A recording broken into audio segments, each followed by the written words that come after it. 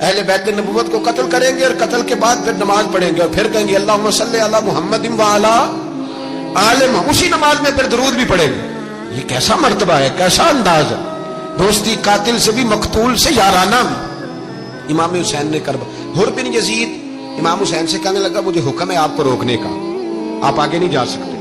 امام صاحب نے فرمایا وجہ زمین اللہ کی ہے۔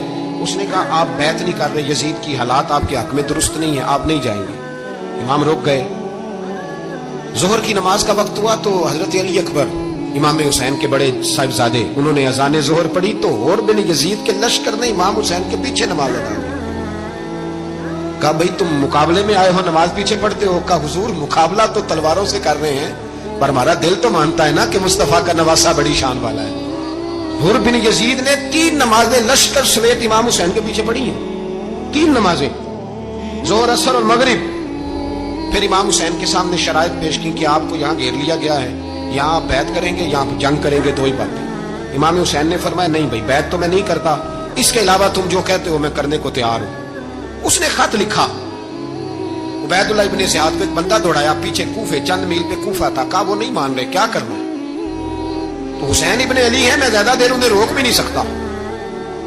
انہوں نے پیغام دیا حر بن یزید کو کہ کرنا کچھ بھی نہیں، ان کا پانی بند کر دو، بلیک میل کرو، کھانا پانی نہیں ملے گا، چھوٹے چھوٹے بچے ہیں خود ہی مان جائیں گے۔ حضرت امام علی مقام کے بارے میں حر کے بعد جب یہ پیغام آیا تو حر کہنے لگا میری طبیعت نہیں مانتی حسین پر پانی بند کرو، دل نہیں مانتا۔ جب یہ لفظ کہے نا دوبارہ تو پھر عبید اللہ ابن زیاد نے عمر بن سعد کو 10,000 آدمی دے کے بھیجا، کہا حر بن یزید لچک دکھا رہا ہے حسین کے حق میں۔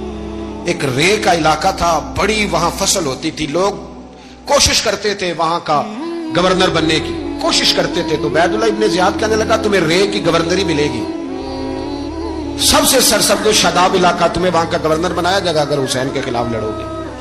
یہ اتنی زبردست ہوتی ہیں گورنریاں کہ گورنریوں کے لیے لوگ نسل رسول کے خلاف بھی نکل آتے ہیں، یہ اتنی تگڑی ہوتی ہیں، اتنی جلدی وفاداریاں بدلتی ہیں۔ وقت اتنا نہیں کہ میں مزید تفصیل میں جاؤں۔ امام حسین کو روک لیا گیا، عمر بن سعد نے روک لیا۔ 1 محرم کو امام آئے، 7 محرم تک روکا گیا، 7 محرم کو پانی بند کر دیا۔ جانور پانی پیتے تھے، گھوڑے پیتے تھے، کتے پیتے تھے، لیکن مصطفیٰ کے گھرانے کو پانی پینے کی اجازت 3 دن تک پانی بند رہا۔ 9 محرم کو عمر بن سعد نے اور لوگ بلائے۔ شمر ایک بڑا سخت آدمی تھا، سنگ دل بدبخت، جس نے حضرت علی اصغر کے گلے پر تیر مارا تھا، وہ اور لشکر لے کے آیا۔ رات کو کہنے لگا امام حسین رضی اللہ تعالیٰ عنہ سے کہ بس بڑا ہو گیا، یہ 9-10 محرم کی درمیانی رات، یہاں آپ جنگ کریں گے یا آپ بیعت کریں گے، 2 ہی باتیں ہیں۔ امام حسین اندر گئے، سیدہ زینب سے مشورہ کیا، باہر آئے، فرمایا بات وہی ہے جو پہلے دن والی ہے۔ امام حسین رضی اللہ تعالیٰ عنہ نے فرمایا بھئی بیعت تو میں نہیں کرتا، باقی جو تمہارا پروگرام ہے۔ شمر اور ابن سعد کہنے لگے پھر جنگ کے لیے تیار ہو جائے۔ کیا انداز ہے امام حسین کا، فرمانے لگے کل جنگ کروں گا، مجھے پتا تو ہے جنگ کا نتیجہ کیا نکلنا ہے، 1 رات مجھے دے دو تاکہ میں کھل کے اپنے رب کی عبادت تو کروں۔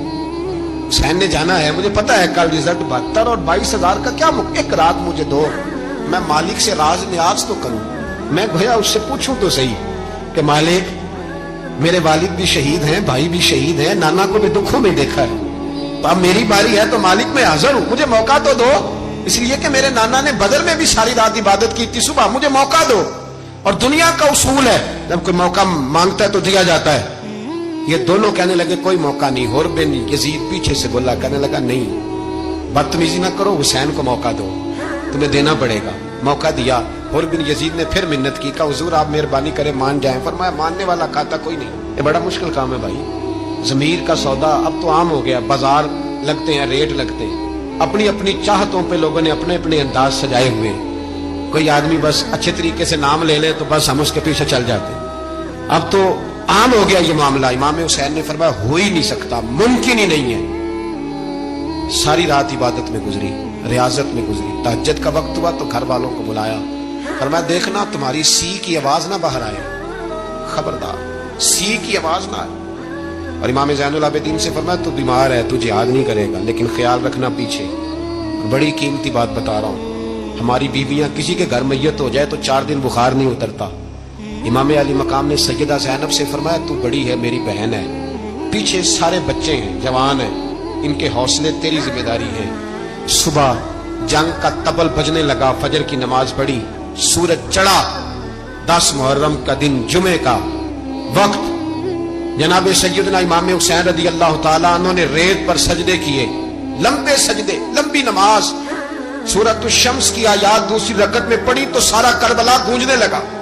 کیا انداز تکلم تھا امام علی مقام کا۔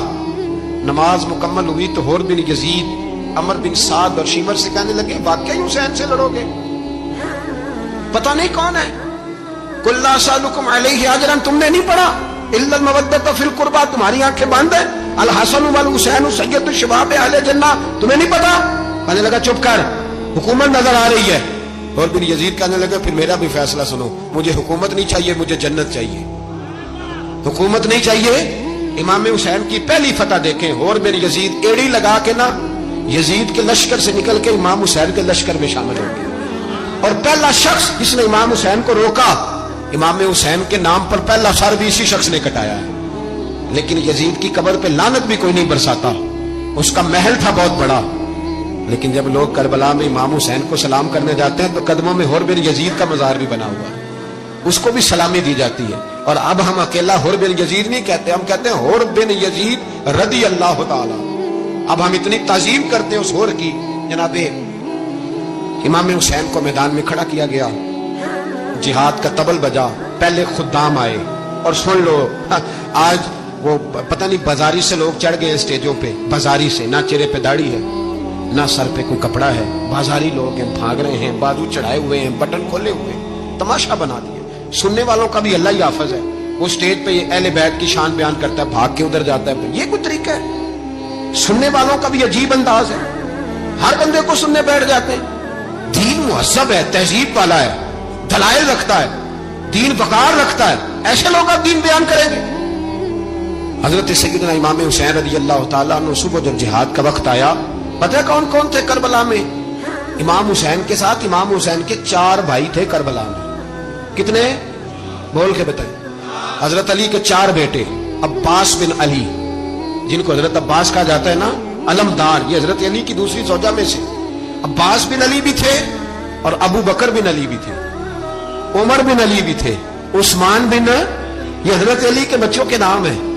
یہ آپ کے شہزادے امام حسین کے ساتھ شہید ہوئے، ان کا نام صرف اس لیے نہیں لیا جاتا کہ ان کا نام خلفائے ثلاثہ کے نام پہ، حضرت علی نے اپنے یاروں کے نام پہ رکھا ہے، تو تم نے کربلا کے میدان سے خارج کر دیا۔